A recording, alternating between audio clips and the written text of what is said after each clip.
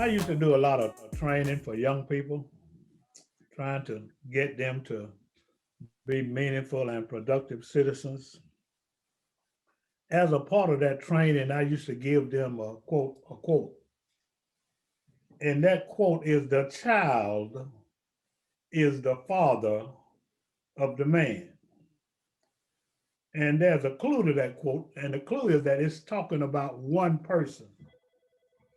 Of course, they struggle to try to come up with the real meaning of that because, the one person clue kind of uh, stifle them.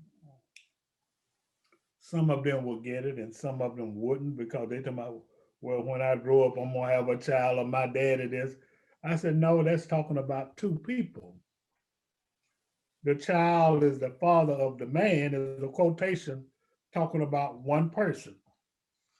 And I still do some youth training and some of them get it, some of them don't. Well, when I explain it to them, and to those of you who don't understand it, what that means is that what one does as a child will determine what kind of man or woman he or she will be. A lot of people think that you can become 18 or 20 or decide, well, I might ought to get it together now because I'm older. But that's not the case. There has to be a history, if you please, of having that concern and having that ambition and having that knowledge and having that desire to do better. It has to be a history because once a person is a child, you know, during those childhood years, they are developing until what they are going to be. Now, I am absolutely sure that our host today didn't just pop up and become one of the best fire chiefs in the country all of a sudden. There had to be a process, and there had to be a history, and there had to be some development. There had to be an ambition. There had to be a dream and a vision for our interviewee to become one of the best fire chiefs, and they've been recognized with awards for that in the country. So I'm more than a little humble and more than a little proud. Although I'm sad too, and I'll tell you in a minute why I'm sad, but I'm gonna tell you right now why I'm honored and proud to be interviewing Mr. Marvin Riggins, who is the fire chief of the Macon-Bibb County Fire Department. Now, Chief, I'm doing this long introduction for a purpose. First of all, how you doing, brother? I'm doing well, sir. I'm doing well. Thank you very much. I'm doing well. How are you today? Yeah, I'm outstanding. Good. Okay. Now, I use that long introduction because what I'm trying to do is to wind you up. And what I want to do with that is I want you to go way back. I want you to use, because it's important, not only what you have accomplished as an adult and as a professional, but kind of like how you got there. You didn't just pop up Yes. and become chief. So I'm going to kind of use for this interview, which I have not done before, Chief. I want to use this is your life approach. So I want you to go back as early as you can remember and walk me through, December the 31st or whenever the date is that you're going to retire. That's what makes me sad, but you deserve it, And for those of you who don't know, Chief, after 41, 41. Yes, sir. after 41 years is going to retire. But let's go way back. What elementary school you went to, Chief? I went to I started off at the Mount Olive Elementary School down in sort of Jeffersonville, just south of Jeffersonville. And I went from there, I went from Mount Olive Elementary to the Jeffersonville Elementary School. Well, let's keep it going from there. All right. And so we did, had some very humble beginnings in Mount Olive Elementary School and just really had a feeling because I had to. It took me 40 minutes on a school bus to get to school. Uh, that's one thing in and of itself. Just a 40-minute ride on a school bus, and that day had our bus driver was Mr. Banner. I won't ever forget Mr. Banner. And Mr. Banner was a very quiet man, but he was he required respect. And if we weren't very respectful, then he just pull off the side of the road and sit there, until we could figure it out that okay, we're not gonna go anyplace else until y'all get it together.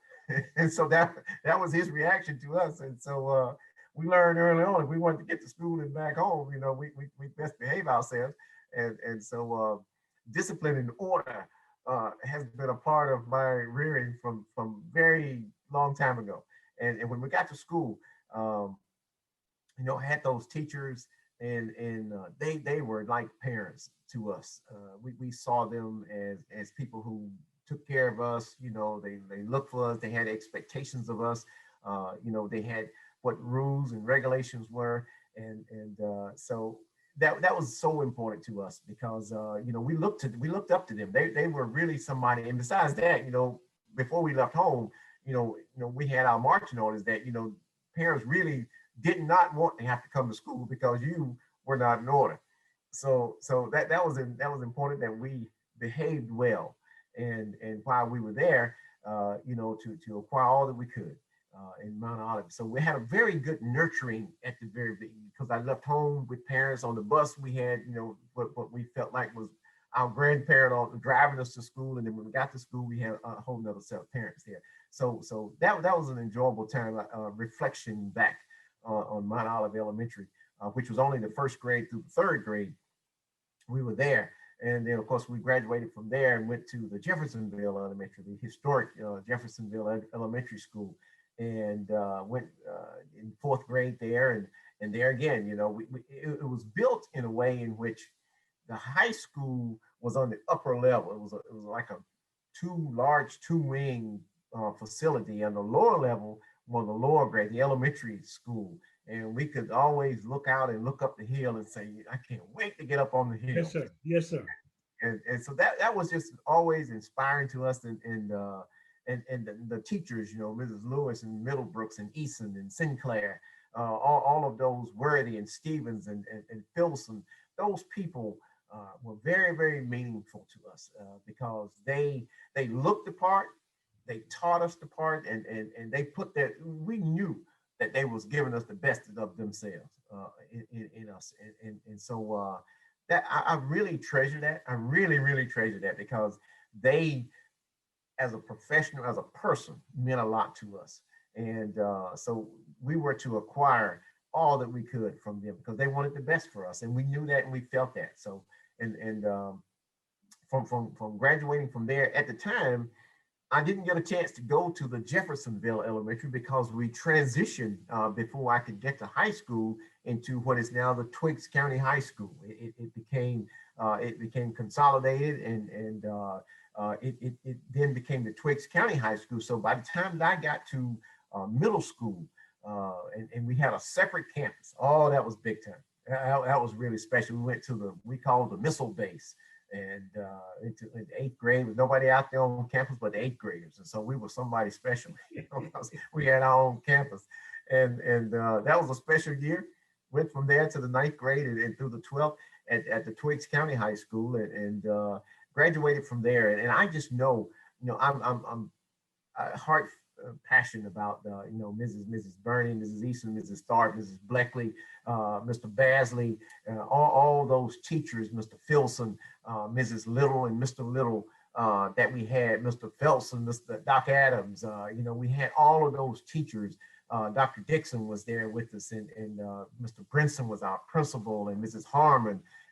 Those teachers, they just really poured themselves into us, and we knew that.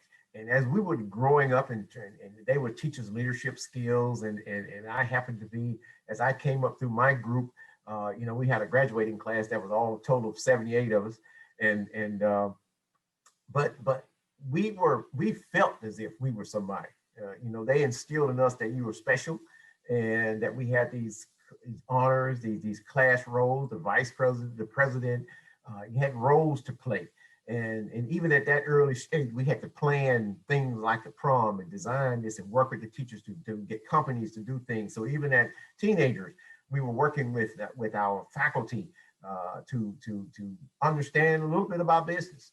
And so very, very prideful of that because they were instilling something in us that we would carry on through our adulthood. And so I'm very proud of them and wanted to learn all we could from them because they always told us that pay attention to what you have here because you're going to need it at a different level to compete later. It didn't necessarily rationalize right then, but I know now what that meant was that you're going to use these skills because you're going to get people that's going to compete against you from everywhere. And so you have to be prepared to be at your best because they too are going to be at their best. And so very, very grateful my humble beginnings. And so very, very proud of that. And had so many wonderful people around us in Twiggs County that was so supportive all through the years. In my summer life, we grew up on a softball team, and I think that this softball team just really taught me so many things about life because first off, it kept us out of a lot of trouble, out of a lot of mischief because we had something to look forward to. And this team was very good, had a lot of people on it. When I say a lot, it was probably about 15 of us that were really skilled at what we did. We were pretty good, I have to admit. We were pretty decent at a softball team, but we were all young people, and we were one of the very few African-American teams that played softball in Central City Park at that time. And we would win. And we had a following from Twiggs County that went everywhere this softball team went. And Right. we rolled up. People thought, who are these folk? They all these people coming in, and we fill up our section.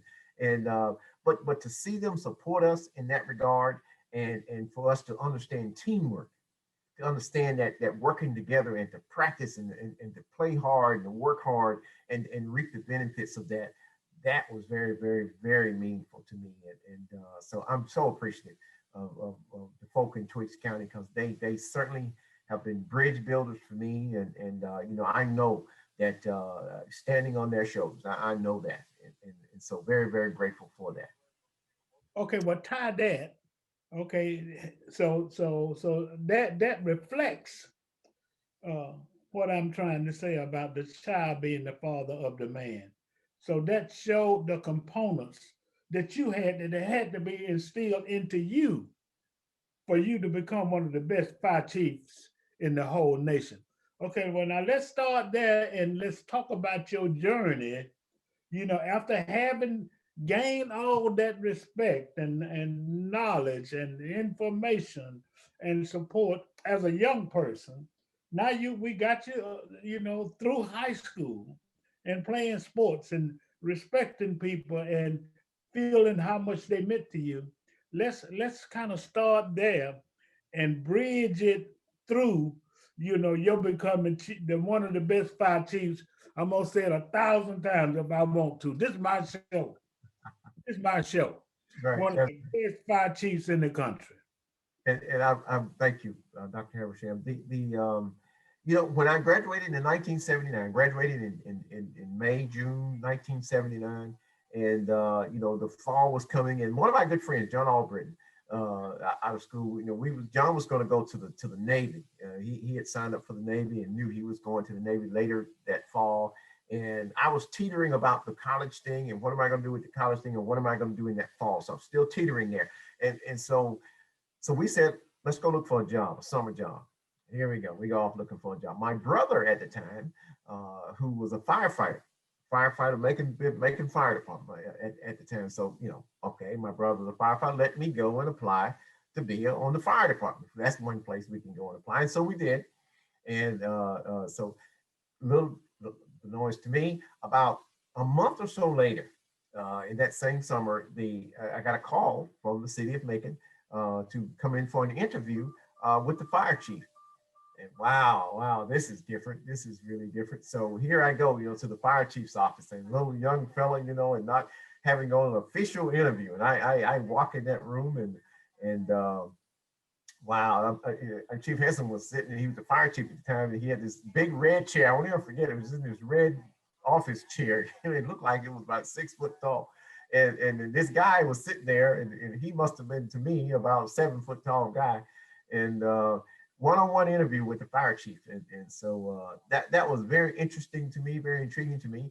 But as I was talking to him and answering his questions, and having no experience as a firefighter in Twiggs County, where we came from, we didn't have a volunteer fire department at that time. So I didn't have any, only reflections that I had was my brother about the fire service and what my brother had told to me. And of course, that, he'd allow me to go to a fire station or two with him and just kind of run around the fire station. So that was my insights to that.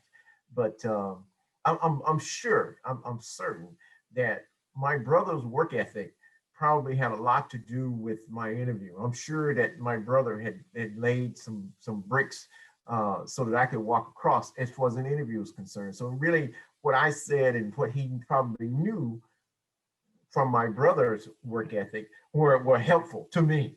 And so as that went through, and of course I got the job, I got the job, and it went to my first day in training was October the 15th of 1979. That was my first day, and went to training, and wow, that was really something. My brother gave me a car to drive to work. It was a 63 Chevrolet, 4 doors, and so I could get back and forth to work and to training, and walked in, and I was the youngest thing in the room. It was 7 of us in that class, and the training facility was the old Green Jacket, and I'm sure you remember that, on the corner of MLK Broadway.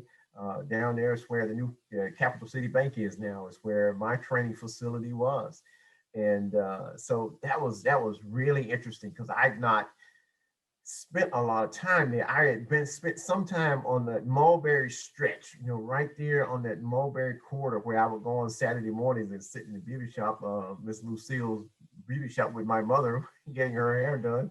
And so that's about as, because I didn't get a chance to go very far from there. So that was interesting. Spent those 6 weeks in training, and really got to meet some great people and learn some things that was really exceptional to me. And also learned that, this is a very dangerous job that I'm embarking upon. And but it did a lot to help people. It did a lot to help people. What we was learning, our efforts were that we could help people. And I think it was about December the 6th, graduated from there, and had a one shirt and a pair of blue jeans, and went to work at 6 o'clock that evening, on Friday evening, at station number 8 out near the mall. And to my remembrance, I've never been that far in Macon before. I've not gone that far in Macon, so I was going out past the new mall, and the mall that opened in, I think, 76 of that same decade there. And so to go out there and be assigned out there, that was really intriguing to me. And went to one of the busiest fire companies in Macon, and it was really an experience there. And just learned the more I worked with those folks, had a great crew. I really did. I was 18 years old when I got there, and my captain must have been close to 60 when I got there. He seemed like I'm working for my granddad, is what it appeared to me. And I worked with one of the finest people that I got to meet was Reverend Charles Jones. He was there at the station that day when I got there, and just really just embraced me, welcomed me into that family. Bob Cater was with me, Terry Hartley was with me, Ed Hancock and Captain William King. That was my crew at that time. And they just really just welcomed me there, and supported me, took care of me, taught me everything I needed to know around the station, and put me under their wings, and protected me, and so I could nurture and become more facilitated in what we did. And got to stay there, loved it. Was making calls, and enjoying helping people, and fighting fires, and running wreck calls, and one of the things that I saw that caught my attention, we would go on an occasional medical call, and that was different for me when I say that. These firefighters were there, and it looked as if to me that we were getting there first, but our skill set was, it was something that appeared to be lacking. That, we're here to help these folks, and we're here in a great time, but we had to wait on the EMS to get there. At that time, we had to really wait before we could really deploy any type of help, if you will. And so got to do more with that and start learning more about that and wanting to bring more. And so that conversation spun itself over to where to learn to be an EMT. I'm a firefighter, now I want to learn to be an EMT so that we can deliver a different type of care, a different type of service, because we're there. And that happened. And Chief Henson and gave me that opportunity to go to EMT school and to learn how to become an EMT so that we could do more, because if we had the opportunity and all we needed was a skill set.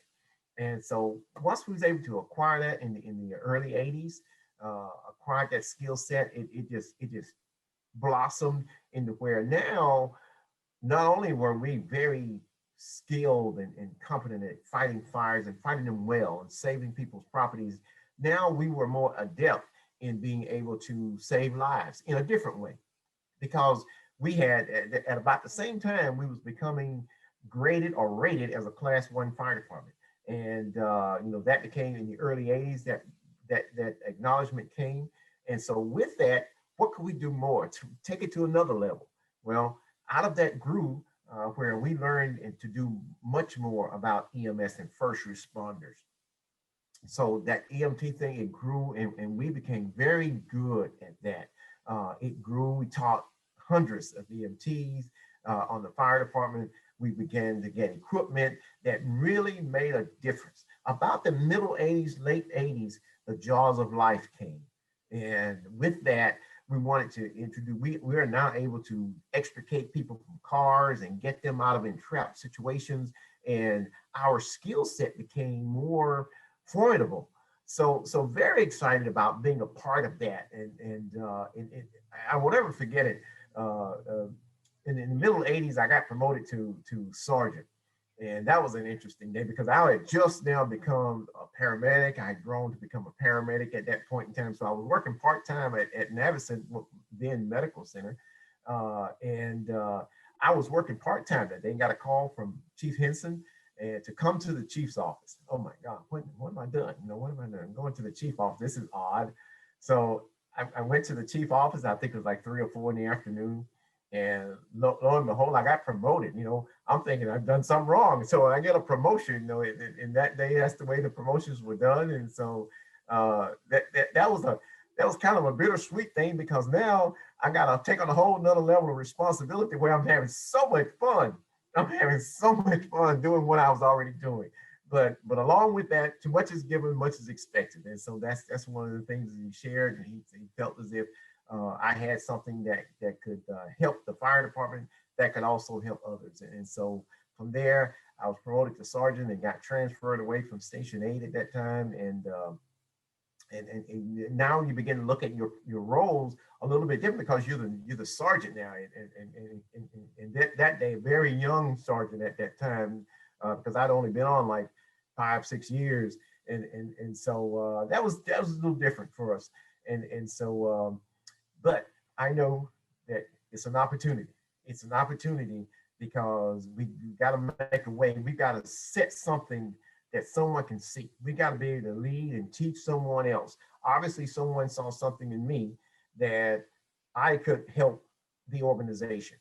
So it's incumbent upon me to show that and develop that so I can help someone else. That was my adage. That was my thought process. I've always wanted to be something or someone that can help someone else. And so we did, and loved that, enjoyed it, being a sergeant over at Station 7, fighting fire in South Macon and South Bibb County, and running all types of calls and learning and working with the officers at a different level and doing different paperwork. Got transferred to Station number 5 on 2nd Street.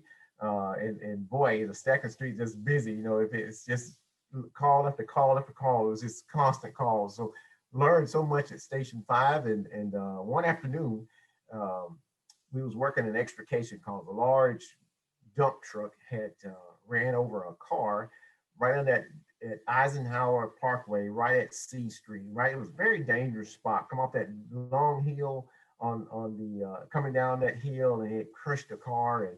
And unfortunately, there was a fatality in there. But we managed that call. We had taken some new classes about extrication and how do you manage these situations and getting people safely in and out of these cars. And I won't ever forget that it happened at midday, and apparently Chief Henson was coming from lunch, I guess. And so they stopped at this call and they watched us. And I just remember them watching. He came up and asked me, I was in charge that day. He came up and asked me, is there anything else that I can get for you? And I'm kind of surprised because I didn't expect him to say that. I expected him to really come up and take charge of it. But he asked, is there anything else I can get you to help you mitigate this call?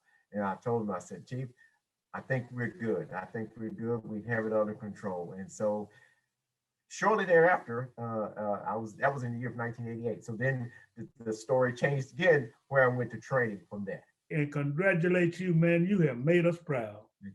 And all those teachers that you named that are still living, and even if some of them not, because I know that some of them, most of them saw your progress because you started 3-4 years after you finished high school. Yes, sir. So I just want to say that you have made us proud. And we congratulate you. We wish you Godspeed in whatever you choose to do. I understand that you do some teaching and that you're still giving back. So we can just go from becoming a sergeant and making all kind of changes in the fire department and influencing all kind of changes in the fire department to becoming the chief of the fire department. Now, how long have you been chief? I was promoted to the fire chief in 12 years ago. Okay, for 12 long years. 12 long years. And then the quality of your work is reflected in the response time, in the education of all of the firemen, in the belief that the community has in the fire department, in the classification of the fireman class 1. Yes, sir, it is. Class 1 fire department. A lot of us may not realize it, but that means something. It does. That they've stood the test to become the top of the line. So I want to congratulate you.